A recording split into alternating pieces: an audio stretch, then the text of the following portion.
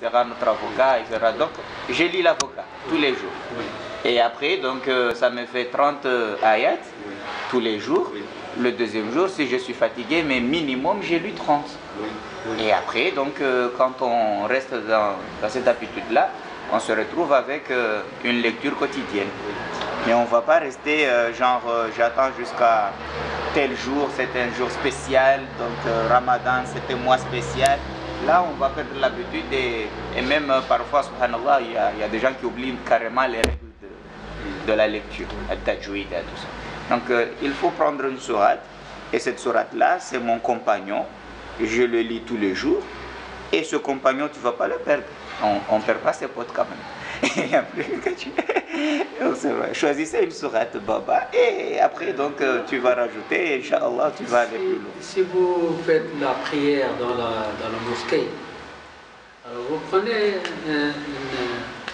un livre de Coran, un petit livre de poche, et en attendant la salat, vous pouvez lire une page ou deux avant l'arrivée du imam. Si vous faites la prière à la mosquée, ou si vous pouvez le faire chez vous, vous faites ou bien dans le portable ou bien le livre de poche. Les moyens sont... Et la même chose, ce que vous avez dit, merci, on peut le faire pour Qiyam al-Layl, la salat nocturne. La salat nocturne, on se réveille au moins pour faire au moins 2 rak'as avant l'adhan. Lorsqu'on a l'habitude de faire 2 rak'as avant l'adhan, on dit non, 2 rak'as c'est pas suffisant, 4 rak'as. Et ainsi de suite jusqu'à ce qu'on fait beaucoup de temps. Ça, c'est une question d'habitude. Et lorsqu'on a l'habitude, on se réveille tout seul pendant la nuit, tout seul. Sans réveil. C'est l'habitude, oui. On aura une horloge biologique. Oui, parce que le problème, cher, c'est que les gens, ils ont tendance à mettre le paquet pendant Ramadan. On pratique de façon, je dirais pas excessive, mais c'est-à-dire que le corps lui-même, il s'habitue à quelque chose de grandiose. Et après le Ramadan, on perd cette habitude. Donc les gens, ils ont l'oisiveté de reprendre, ils se disent maintenant, on va reprendre Inch'Allah, et c'est Inch'Allah là. ça ne vient pas facilement. Mais en fait, le fait de, par exemple, choisir un seul surat et de le lire quotidiennement, je pense que ce n'est pas une bonne idée. Parce que Al-Qur'an, dedans, il y a des conseils. Ya ayyuhallazina amanu, ya ayyuhallazina amanu. Al-Qur'an huwa shifa wa rahmatan lil mu'minin. Iqra kitabaka kafa bi nafsika yawma alayka hasiba. Mais dans le Coran, il y a des conseils, il y a des trucs dont on peut vivre quotidiennement. Mais si on prend seulement un seul surat, c'est ce surat qu'on connaît. Mais il y a d'autres aussi. Parce qu'il y a beaucoup de conseils dans le Coran. Donc le mieux c'est de varier. Je pense que c'est de varier aujourd'hui, lire l'autre c'est mieux. Mais si on se concentre seulement sur un seul surat, je pense que c'est insuffisant. Non, je veux dire... C'est que lui veut dire, c'est que Tabarak al-Lazi, il faut la répéter chaque jour. Voilà. Ça, j'ai pris l'exemple d'une sourate qu'il faut lire chaque jour. Donc si tu auras une habitude, et après cette habitude, maintenant tu peux commencer le Baqara et... Voilà, exactement. Salam alaikum.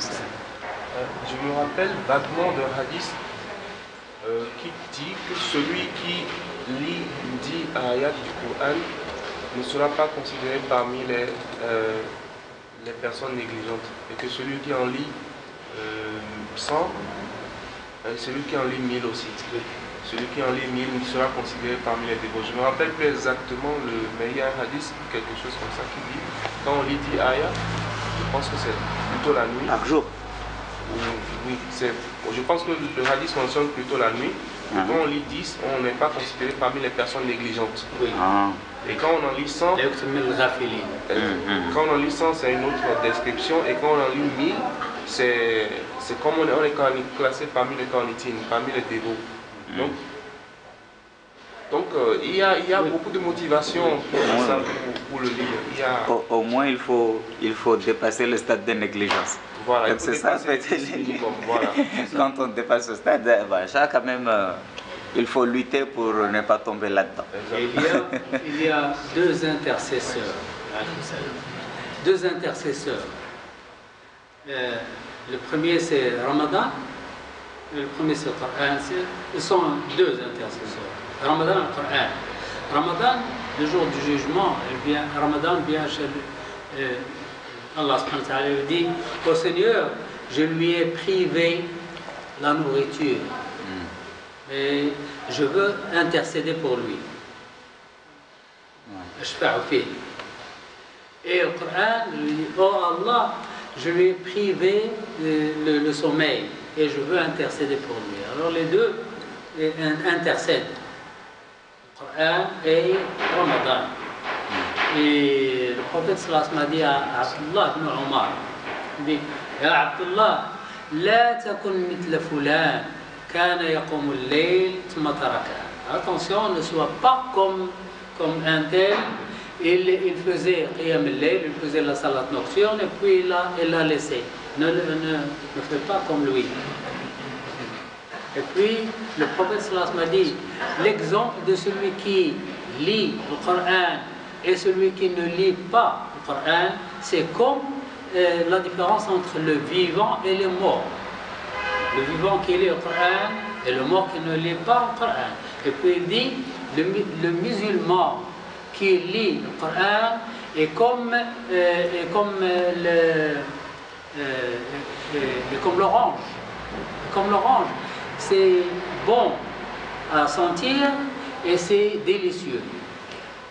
C'est-à-dire qu'il est délicieux et c'est bon à sentir. Et le musulman qui ne lit pas le Coran, c'est comme une date. Elle est délicieuse, la date est délicieuse, mais elle n'a pas d'odeur. Parce qu'il ne lit pas le Coran. Et l'hypocrite qui lit le Coran, l'hypocrite qui lit le Coran, c'est comme un rayhan. Le rayhan, c'est une plante. C'est une plante qui a une bonne odeur, mais elle est amère. Amère. L'hypocrite qui lit le Coran, c'est comme rayhan. Elle a une bonne odeur, mais elle est amère. Et l'hypocrite qui ne lit pas le Coran, c'est comme al-handal. Le handal, c'est une plante mauvaise à sentir et elle est très très amère. Donc, lire le Coran, ça donne une bonne odeur aux musulmans.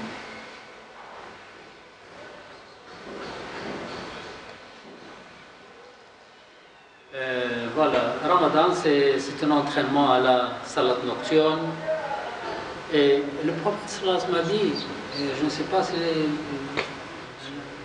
non, on va voir. On accomplit les tarawih pendant un mois, c'est suffisant pour développer une habitude.